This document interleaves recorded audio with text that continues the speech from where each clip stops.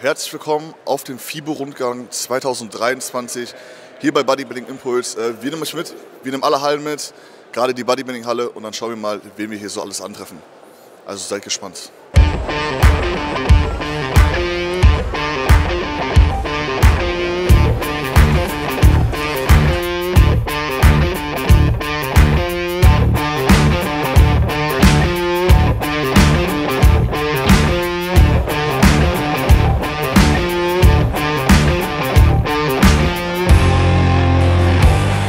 Wir sind gerade bei Smile Dogs mit dem lieben Steve Benthin. Ich glaube, jeder von euch kennt ihn. Steve, wie geht's dir heute? Mir geht's gut. Bin gestern gut angekommen hier und erstmal einleben hier, erstmal reinkommen. Ich mach mir das am Sonntagabend nochmal. Ja, noch erster Tag, ne? Noch alles entspannt. Genau, sehr entspannt noch heute, sehr leer noch und ist locker. Denke ich, wird noch voller werden auf die Tage. Ja, das geht. Kommt dieses Jahr von dir auch wieder so ein legendärer Fibo-Rundgang? Wir wollen Samstag noch wahrscheinlich, Samstag mal was. Wenn es voll ist, dann schauen wir mal, wen wir so treffen hier. Machen wir noch. 2017 war meine Freundin dabei, das war die mit so Fake-Wimpern. Okay. Da meinte ihr, du findest die Fake-Wimpern gut und Heiko meinte, das ist schlecht. Dann hat ihr euch den Spruch gebracht, das war ganz, ganz lustig. Was meinst du genau? Da habt ihr quasi, oder du hast gesagt, dass die Fake-Wimpern cool sind, dass das hübsch ist bei einer Frau. Heiko fand das scheiße und dann hat die quasi den Spruch gebracht, der gegen uns Bodybuilder ist. Uns alle beleidigt. Ja, ganz schlimm, oder? Ja gut, kennst du Heiko. Ja. Das ist normal. Leider ja bei den Frauen. So, vielen Dank fürs Interview schon mal. Ja, und gerne, dir noch eine entspannte Zeit auf der Fibo. Ja, dir auch viel Spaß hier und euch auch viel Spaß beim Zuschauen. How many years you've been to Fibo? I mean, you've been here to 17. We used to come here when we were competing. Yeah. A long time ago. So maybe like 25 years. That's a long for time. me. Yeah, very long time. I was in life back then. Life back then was a good experience. You know, we had Joe Eater. I was just learning bodybuilding. A lot of great legends were out. I remember when Lou Ferrigno came to the Fibo back then. I was just learning. I was young like you. It's not like that anymore, sadly. Fibo used to be like, you know, all the bodybuilders were here, all the top pros, and now it's just like, just a few left. Well, we got to make the best of it that we have, you know. Yeah. That's why when we come here, I got my company, all of my my people here. You know, we try to give back to the people, whoever comes to the Fibo, because it's one of the biggest events, trade shows in the world. It is. So when we come, we give out samples to everyone, spend time with everyone, because people travel so far to come and see us. So we try to let them leave with something for free, you know? Yeah. That's nice. I think that's very important. Yeah, it is. Really is. You have to give back. Yeah, you always do. Yeah, so I'm looking forward to it. Today's the first day here. Yeah. And we have, 3 more days to go, right? Yeah, and it's still like crowded already. So I mean, yeah, it's starting to pick up. I mean, we're giving away shakers, we're giving away T-shirts, we're giving away samples of all the products, and I'm giving away autographs and everything. So I enjoy it, man. If it wasn't for the people, we wouldn't be who we are today. Yeah, so that's true. I enjoy coming. I appreciate it. No problem, man. Thanks. Thank you so much. Thank you. Das ist geil, ne? Ja, okay.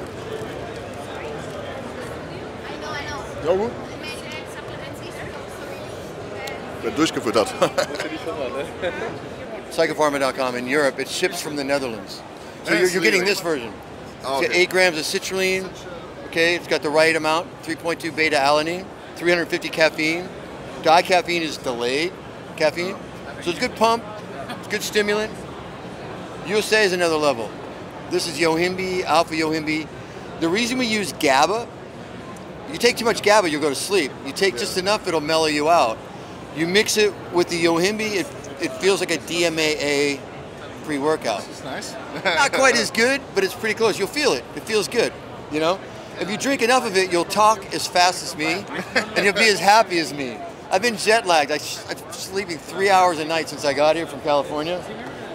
But fortunately, I am the owner of Psychopharma, and I drink Edge of Insanity Every day. like I drink water. Cheers. Yeah, I was you.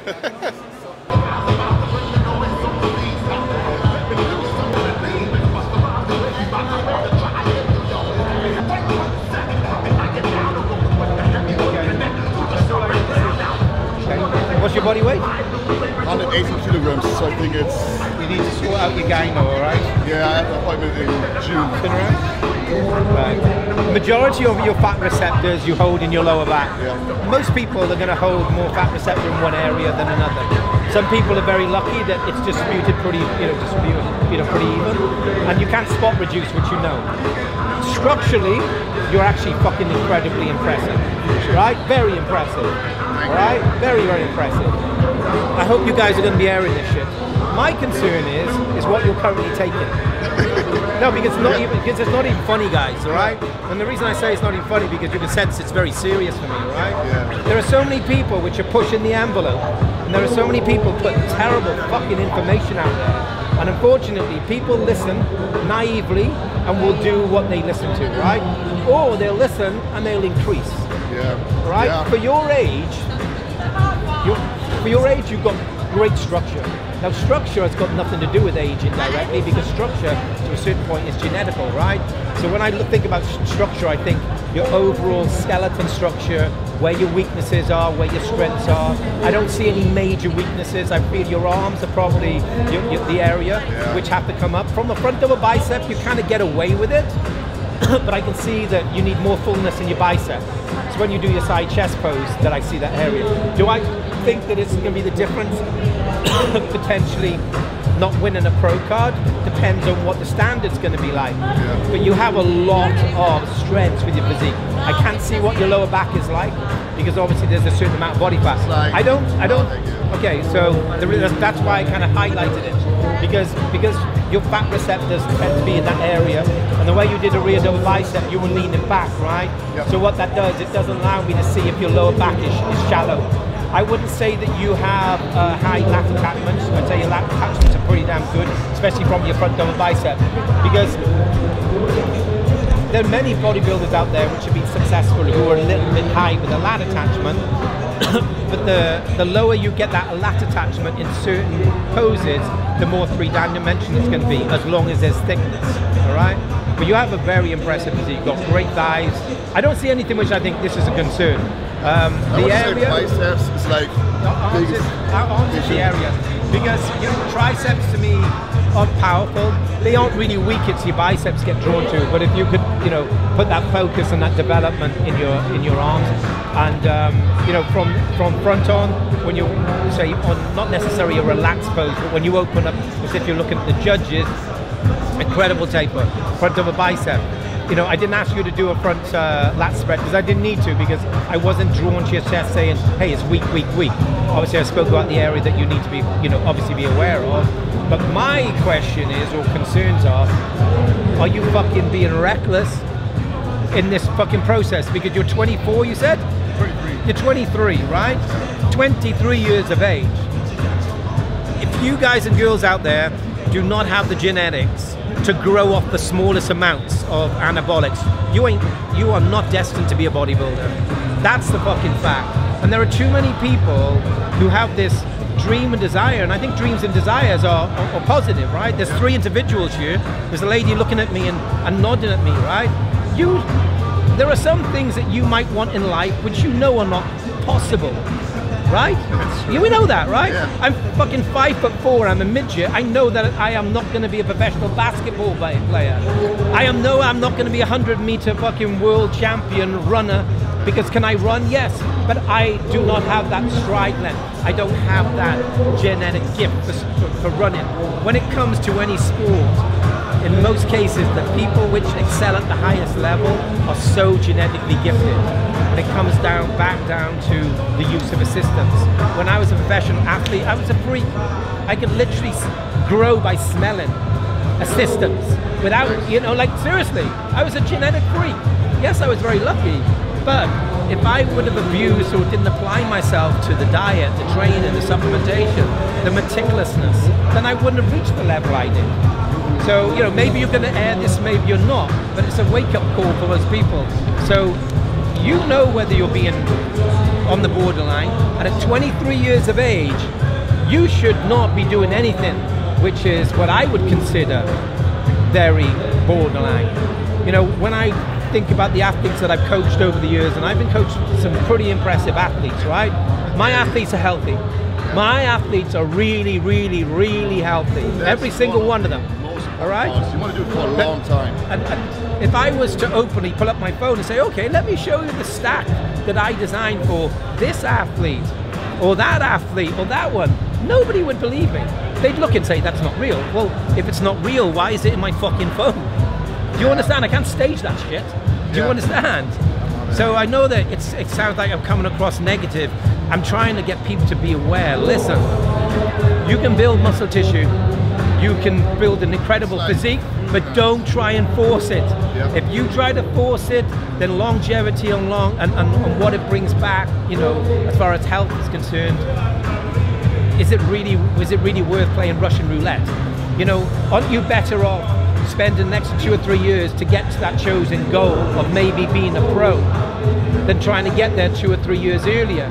Because if you win a pro card today, well, I'm sorry, but you ain't never going to be competitive on a pro stage for another 3, 4, 5 years. Like a long yes. So if your desire really is to be a professional bodybuilder, think of it logically. You build that quality muscle over time. You get your pro card, and you're not that far away then from being competitive on the IFBB pro stage, because you kind of served your apprenticeship indirectly. So, you know, that's my advice to you. Okay, I appreciate it. You're welcome. As I said, I don't think you're going to air this shit. I hope you do, because I mean, you know, people need to be aware really that they're sensible guys. You know, you've got a great physique, my friend. Like, you have a really, really good physique. I'm not somebody's going to say that, because I don't give people false dreams or false hopes. There's nothing worse than saying, okay, sometimes it's the right thing to say. So for instance, maybe my partner's having a bad day and she doesn't look her best. I don't look my best most days. All right? I'm not going to say, babe, you look terrible. You know? You know what I mean? I'm going to say, hey, babe, have a sleep. You know, I'm being polite to you. But I think that, and the industry, you know, with social media, it's also another thing which isn't positive. I think that it creates a lot of bad insecurities with people, right? People think they have to look like this all the time, and it's a great tool in one way to grow your brand and your business, but I also feel in other areas it's not a positive tool, but that's just my opinion. Really, thank you. Thank you guys. Appreciate it.